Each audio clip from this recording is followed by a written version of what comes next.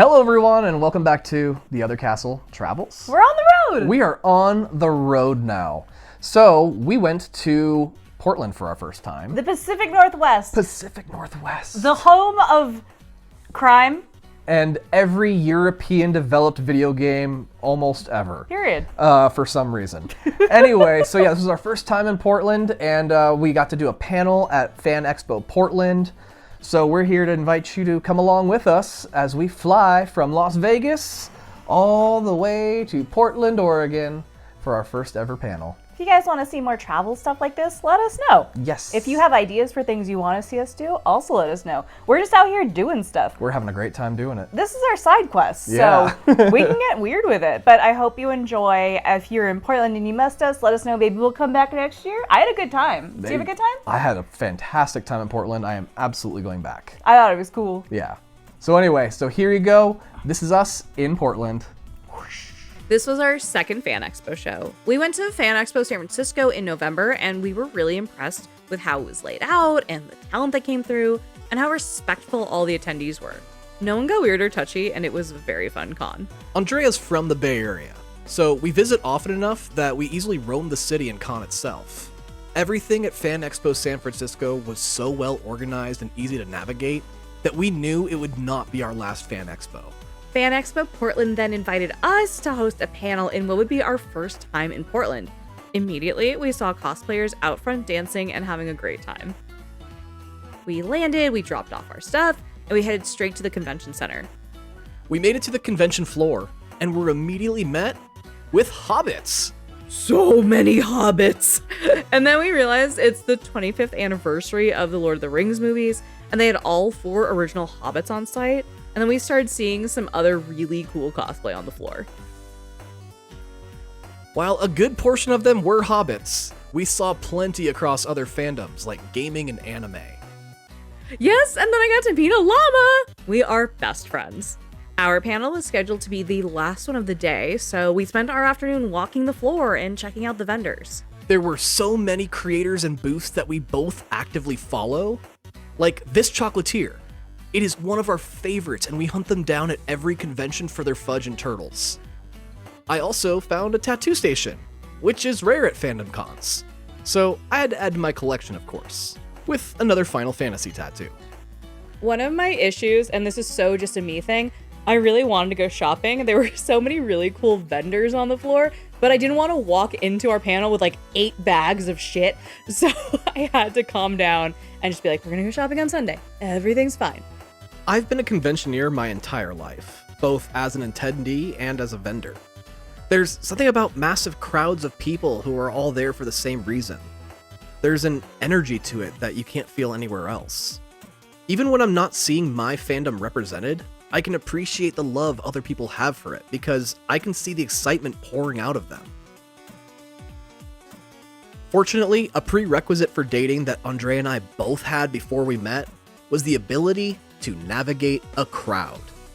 Not everyone has that skill, and it can be very frustrating when you find yourself with someone who is stuck 100 yards back because they got caught in a river of people. Soon it was time for our panel, and I was a little nervous that people would have already left the show, but we actually had some people waiting for the doors to open for our panel, and that felt surreal. We had some behind-the-scenes drama about scheduling, but the Fan Expo team was super accommodating. They were so wonderful, and they understood that we were traveling in from Vegas to Portland for the show, so they made this really easy for us, and I'm so grateful for their team. To be perfectly honest, we hoped that 4 people would show up, were mentally prepared for nobody to show up, and were pleasantly surprised that our expectations were blown out of the water by the number of attendees. Especially considering our panel began at the same time as the Frodo and Pals panel next door. I didn't know what to expect, but I was jittery. This is something new for us, and it was a massive dream of mine to be able to be on a stage at a panel. She literally manifested it in the first episode of our show.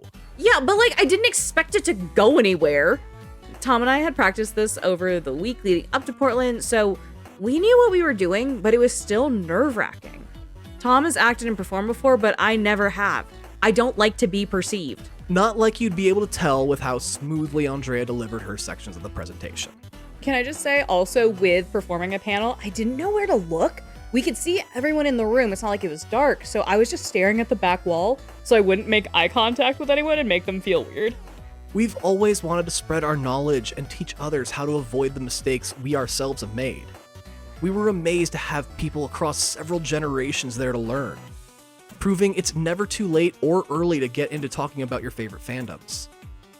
Something Tom and I did while we were doing rehearsals was we had one computer with the actual slides, which I was controlling, so we could clip through, and then the other computer we had just general notes so we could follow along and structure the conversation, which was hugely helpful because if this was off the dome, I would be staring at the screen the entire time just reading off, and I would feel so lost. I found myself having massive imposter syndrome as we sat there sharing our experiences. I'm completely self-taught as a YouTube University dropout. It was hard for me to get started because the people making tutorials used so many technical terms I simply didn't understand. But now, people are coming to me to learn. And I just want to give them the best answers I can while being simple enough to understand. A difficult balancing act, to say the least. Something really cool about our panel is because it was the end of the day, everyone was really happy to sit. So while it was like, okay, we're closing out the show, it still was like, okay, people want to hang out. They've done their shopping, they've gotten their pictures, they're ready to hang out with us. It was really cool. It was surreal because we set a goal for 2026 to host a panel at a convention. We accomplished that goal by week 3 of the new year. It sparked something in us that we've never felt before. A sense of purpose and a drive to do more. Something we hope you all are subscribed to experience with us because we've already booked another panel later this year. And speaking of that panel, here are a few of our favorite moments from it. So yes, we are retelling other people's stories, but we're using our own creative writing to do so. If that makes sense. Yeah. I've guested on other shows where it's more conversational and it turns into about an hour of like, let's have a conversation and break the ice and get our energy up and get like some chemistry going. And then you record for an hour, hour and a half, and then maybe editing is another half hour to an hour. So that can be a full-fledged episode in 4 hours versus the insane way that we do ours, which is like very time consuming. So it can certainly range. And I know people who just go off the dome, record, and hit post, which makes me so nervous. Yeah. Ours is just a wild format, very time consuming, but like half of it's playing a video game, which is very fun for me. So like, yeah, and that's the best part of it because you also get to really get engaged in your fandom. When we started this show, I remember in an episode saying, I don't even know what a game engine is, but I guess it's how they make the video games. Now I can tell you the country of origin for the Red Engine and being in Poland. If you want to see the full panel, follow the link in the description below. Thankfully, it went so well.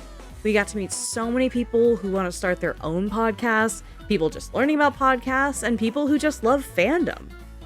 If you're attending any cons this year, keep an eye out for our panel on starting a hit fandom podcast.